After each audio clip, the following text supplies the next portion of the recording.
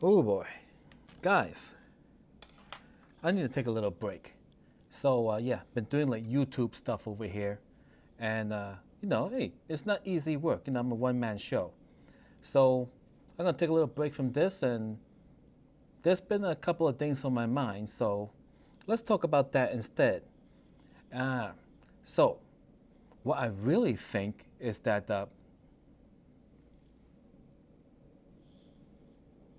you know what, we better go somewhere a little more secure before we talk about this. Yeah. I'm in the real Las Vegas hotel and casino. Let's see. Let's go in here.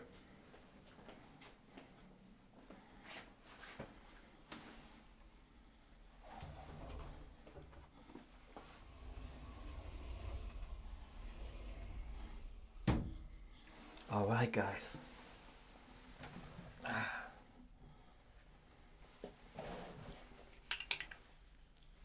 All right. Now we can talk bad about Gibson. There we go. So, in my opinion, Epiphone is superior to Gibson. Right? Now, I know a lot of people, wait, what? How is that possible, right? Why is Epiphone superior to Gibson? It makes no sense. It's like, that's garbage. They're gonna be like, it's import garbage and blah blah blah. All right, but first, I'll explain the differences over here. But my hand's gonna get tired, so I'm just gonna set this up somewhere. All right, there. Oh boy, okay. So, Epiphone guitars, as we all may already know, was a separate company purchased by the Gibson company.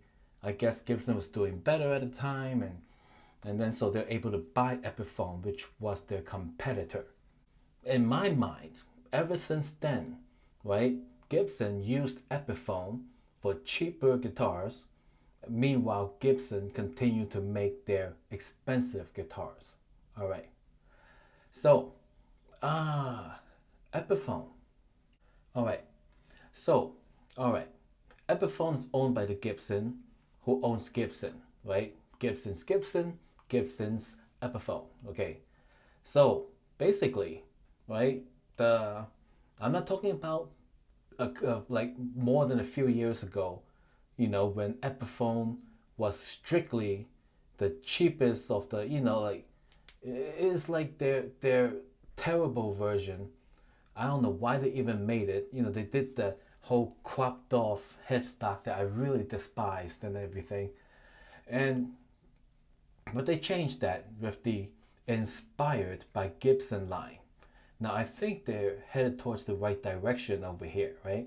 They just need to rename those guitars Gibson as well, because it's Gibson who owns everything. Like that. You know what I mean? They own Epiphone, they own Gibson, but they're just playing mind games, just to, make things a little different. But they are improving a lot. All right. So Gibson, Epiphone is superior to Gibson because Epiphone is what a guitar should be nowadays. Okay, Gibson, they continue to make their legacy product, and they actually put a lot of effort into making the legacy product to be as legacy as possible. Okay, now I know that Gibson do have a modern collection, but I don't think they're as popular as their original collection, or whatever they call it, the original series, like the 60s and 50s and things like that. So, uh, you see, nowadays, right, it is a global economy, right? All the companies you think about, if there's a place that can somehow make the parts or your item cheaper, companies move the jobs, like or the work orders to wherever that place is, right? Sneakers do that, cars do that, whatever item, furniture, You look at the back of whatever you own, it'll have made in, it's usually somewhere far away, right? So certain parts of the world, they got manufacturing that is, cheaper. And then places like here in the USA, manufacturing is high cost because it's America. So businesses all over the world, went that way. It's a global economy, okay? So an Epiphone guitar, if Gibson would have stuck with the times, acted like a normal company that isn't just trying to sell like an idea, like they're actually trying to sell guitars, Epiphones would be what Gibsons are, what they should be, right? Now let's look at it, right? Nobody needs nobody needs a one-piece body. It's not necessary, right? It doesn't change anything, right? It's been proven in many other videos. Some guy did a hacksaw, cuts off everything. Even Les Paul himself, his guitar that he invented, it was just a piece in the middle that is just like a block of wood that looks like a 4x4 or whatever it was. And then he adds pieces to it to make it look like a guitar. So a multi-piece body is not an issue, right? Epiphones, right? You want to cut costs? Sure, it's easier to glue some pieces together to make a guitar body. Perfectly fine, right?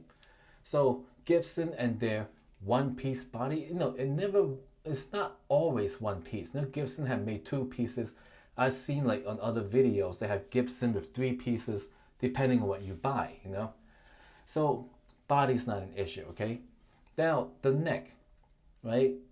Gibson's one-piece neck design is actually quite horrible because it leaves a very weak spot because like of the angle of the headstock, and they make the truss rod hole right there too. So there's not a lot of stuff there that will, if you drop your guitar with the string tension on it, forget about it.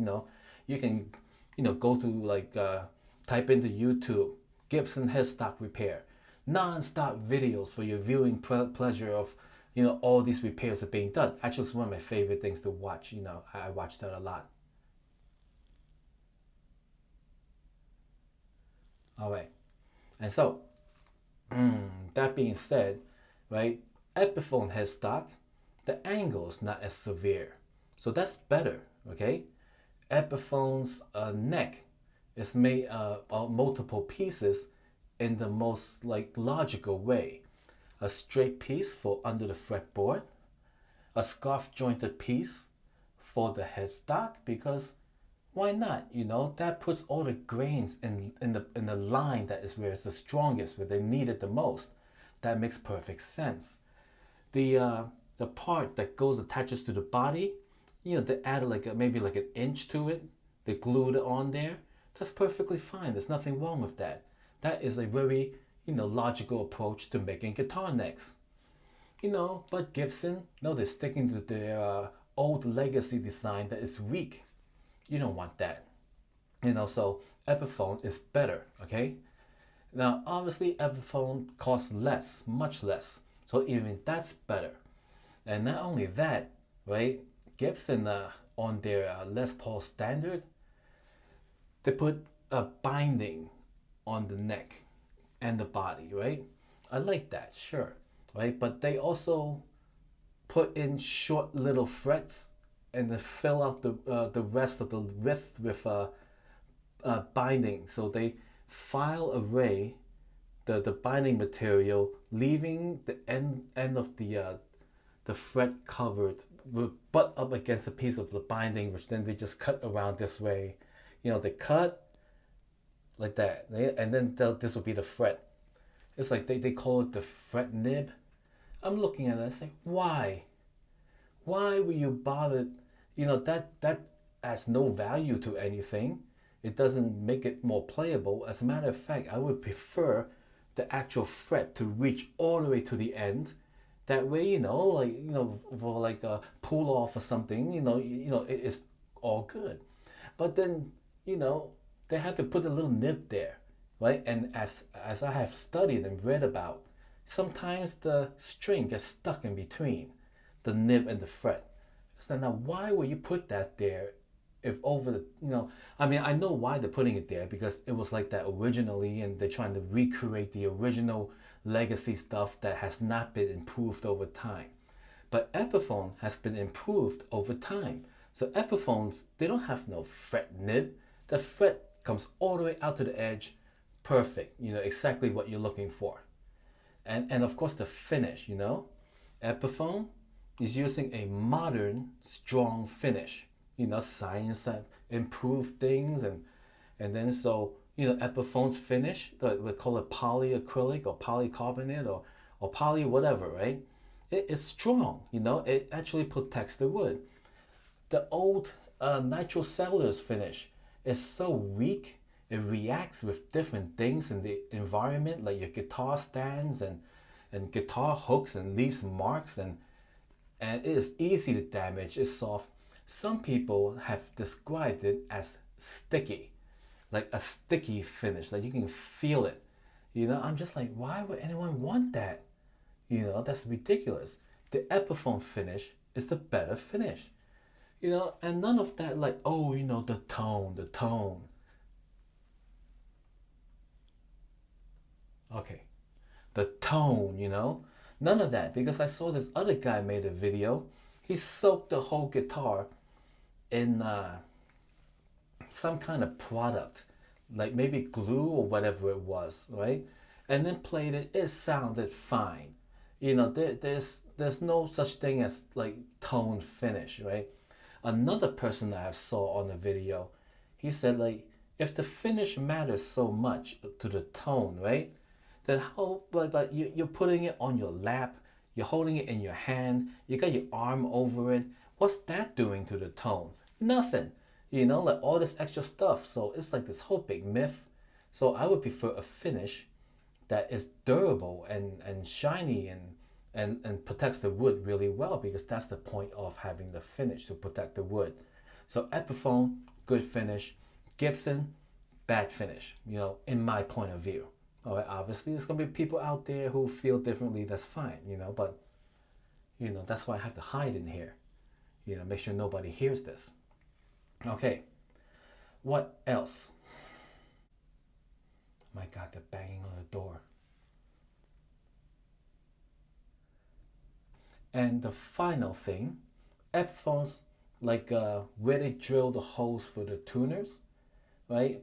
It is not as flared out as the Gibson one. It's slightly bent in a little more, combined with the lesser of the angle, that makes it a better playing guitar. So anyway, that's it. Epiphone nowadays there is just a better guitar than Gibson is. I just don't understand why people are paying 5 times the price or whatever, for, the Gibson version that is just, I don't know, it hasn't been keeping up with the latest developments. Now, that being said, there is a Gibson modern version, right? They call it the Gibson Modern. I think that's the name of it. But still, it retains a lot of the stuff that, you don't really need, for a modern guitar. But anyway, that's it for now. Put your comments below. Let me know what you think. All right, I'm gonna get out of here. It's kind of a little hard to breathe in here.